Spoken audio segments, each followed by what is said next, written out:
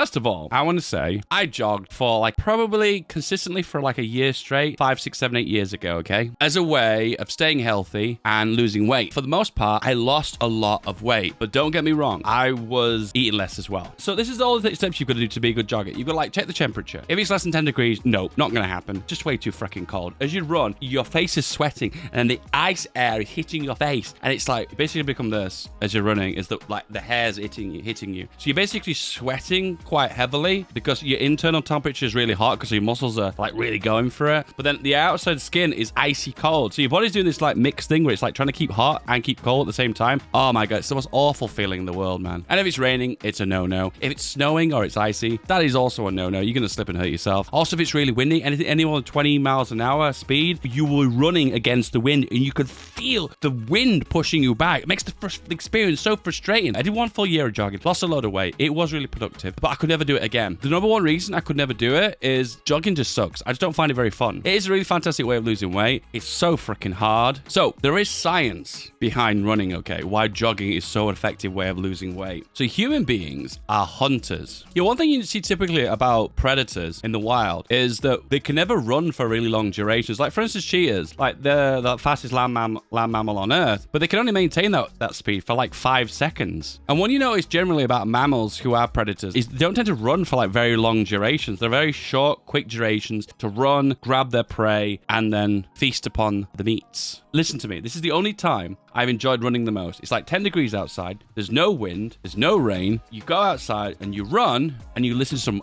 amazing rock track. It works. But my God, is it the most annoying sport to do in the world? Cycling, fortunately, though, is the real man's gig. The beauty of cycling, you get to see some fantastic views. You get to see fantastic scenery. And every time you look up, you see something different because you're moving so quickly. Cycling is the king. I'll admit you don't burn as much calories cycling, but it's more fun. And I think the secret to losing weight, burning calories, staying in shape, cardio, is to find a sport that you enjoy. It's not necessarily the sport that is the most efficient fat burner or whatever. When I was running quite a lot, I could maintain my rate around about 76 kilograms. And I stayed there for ages. Like a good chunk of my 20s, I was at 76 kilograms. And then when I hit 30 and I started doing YouTube, things start to pile on. And I think I'm about 15 stone now. 95 kilograms. I'll be honest with you, workout routines are always boring, but I'm going to try and make it interesting and a little bit different.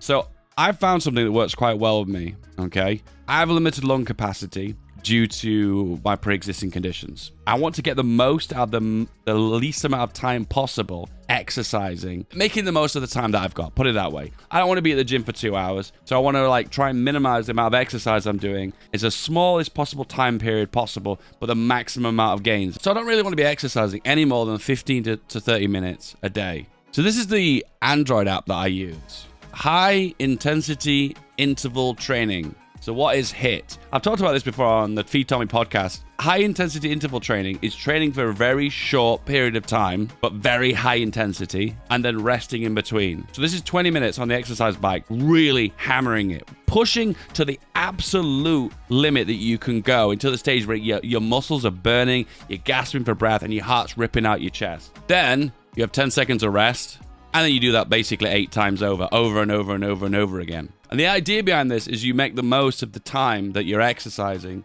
for the maximum amount of gains, for the minimum amount of time lost. One of the issues I used to run into because when I used to do this, because I used to gasp for air sometimes, I get like a tickly cough before I go to bed, so I'll be coughing all the way through the night, and it's really frustrating. Recently, I've been starting like a pink inhaler, and it's actually removed that, so I've started doing this again. And I really feel like I'm making big gains with this. Really, really big gains. I go 10 minutes, 30 minutes work, 30 minutes rest. 30 minutes really tramming it, pushing it to the absolute limit, banging it out, and then 30 minutes just casually on the exercise bike, going kind of slowly, doing it with cardio. Funnily enough, it's not that bad. And of course, you don't want to push yourself too hard because you're going to be in a situation you're going to make yourself ill. If your blood pressure gets really high, and your blood pressure's never been high in such a long time, you might even get a stroke and might die. Just push it to your limit.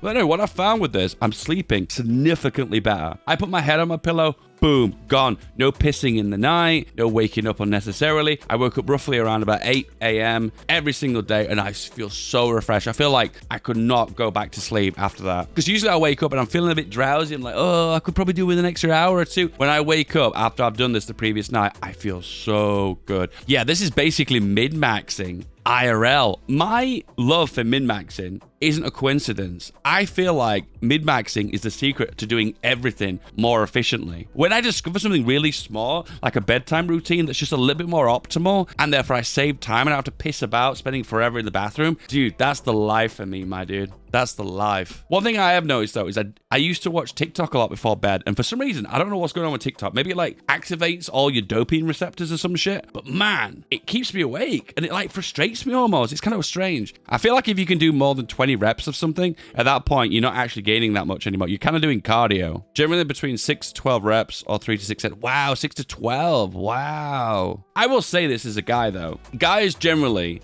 want broad shoulders, okay? Want kind of defined top of their arms, the shoulder bits. I think push-ups are a really good way of doing it. The first time I ever did push-ups, when I never did them before, that area of like your armpit that like kind of like recedes inside of your body because the muscle over the top overlaps over the top of it. And this wasn't really like really intense push-ups. You know what I mean? I wasn't doing it with weights or anything. It was just general normal push-ups. And I felt like the gains were really easy, and I felt like my shoulders kind of like broadened out and my posture changed as well. Push-ups are just a really, really easy way of kind of enhancing a male physique. I guess you could do weighted push-ups, couldn't you? Oh my God, they give you like a tactical vest with weights in it. Look at this guy. Look at this guy with the weights on his back. I think generally I'm against this, actually. I think there are better exercises that you can use for weights other than weighted push-ups. If you guys are looking to optimize your lung capacity, your cardio ability, look healthier, maybe lose weight, maybe achieve your dreams, I'd recommend using high-intensity interval training. And the app is there. You can give it a go. This video technically is part 2.